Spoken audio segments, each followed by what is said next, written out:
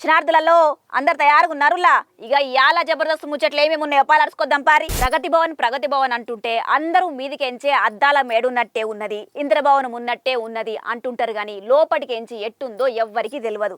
లోపల ఎటువంటి సవలతులు ఉన్నాయో కూడా ఎవ్వరికి తెలియదు. ఎందుకంటే లోపలికి పోయి చూసిన వాళ్ళు ఎవ్వరు లేరు కాబట్టి. అట్టా లోపలికి పోయి చూసేందుకు అందరితోని కాదు కాబట్టి మేమే అందరికి చూపెడదామని పట్టుకొచ్చినాం. ఇక చూడుర్రి మీరే. ఇగో గిది ఆలు ఎవరన్నా వస్తే కూసునేతందుకు సోఫా సెట్టు, కాలక్షేపం కోసం చూసేతందుకు గోడకు టీవీ, ఇంకొక అడుగు లోపలి రూములకు పోతే అగ చూడు సోఫా సెట్టు, అద్దాల మేడాస్ వంటి అందమైన ఇల్లు.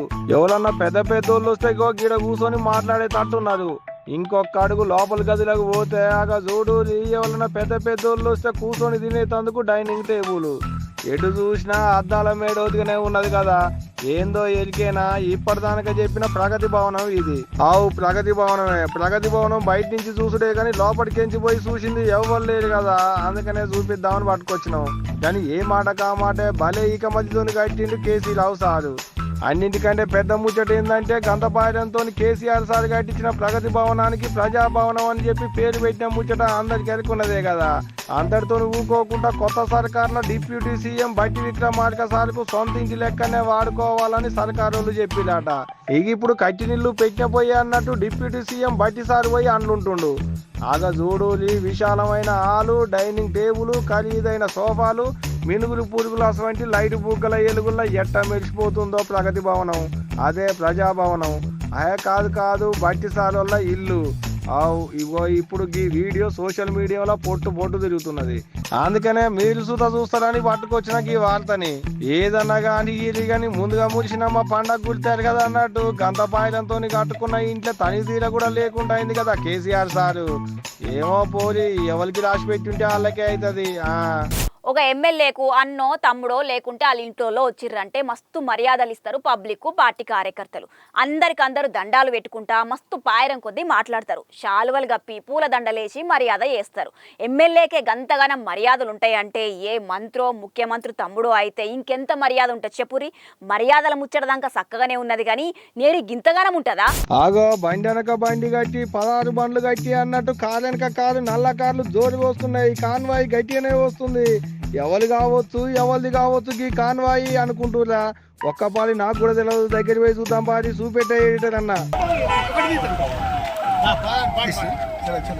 అబ్బో సీఎం రేవంత్ రెడ్డి సార్ ఉన్నట్టే ఉన్నాడు కదా. సారేనా ఏంది? ఇంకో పాలు చూపెట్టు దగ్గర నుంచి.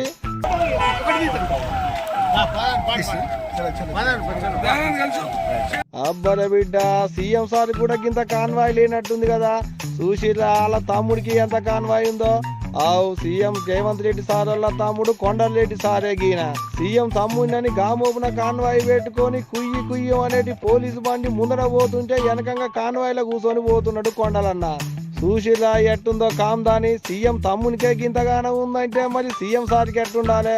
సరే సీఎం సార్ ముచ్చట పెట్టుది కానీ అలా చుట్టపక్కలకు గీమోపున కాన్వాయ్ ఇస్తున్నారంటే మరి లీడర్ల సంగతి ఏంది అనుకుంటున్నారు ఇప్పుడు సార్ కాన్వాయ్ చూసిన పబ్లిక్.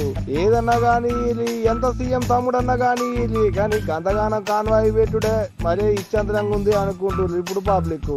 ఏమో పోరి వాళ్ళ కాలం నడుస్తుంది ఇప్పుడు.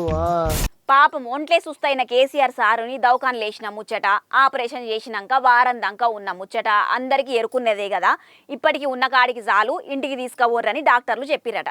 అందుకనే శుక్రవారం నాడు పైటాలి ఆలకు ఇంటికి తీసుకుపోయినరు వాళ్ళ ఇంటోళ్ళు. సారు ఒంట్ల పానం ఎట్టుందో అట్టవు పాలు వేసుకొద్దాం పారి. నాకు ఒంట్ల పానం మంచిగానే ఉన్నది. ఆపరేషన్ చేసిర్రు, తొంటికి బొక్కేసిర్రు. నాకు పానం మంచిగానే ఉన్నది. దవాఖాన కవ్వలు రావద్దు నన్ను చూసేటందుకు. అంత నిమ్మలమైనాక నేనే బయటకు వస్తా, మిమ్మల్ని అందరినీ కలుస్తా అని కేసీఆర్ సార్ ఇంతకు ముందే చెప్పినుండే కదా. అగో అట్టనే సార్కు పానం నిమ్మలం కాగానే డాక్టర్లు అందరూ కలిసి సార్ని ఇంటికి పంపించారు.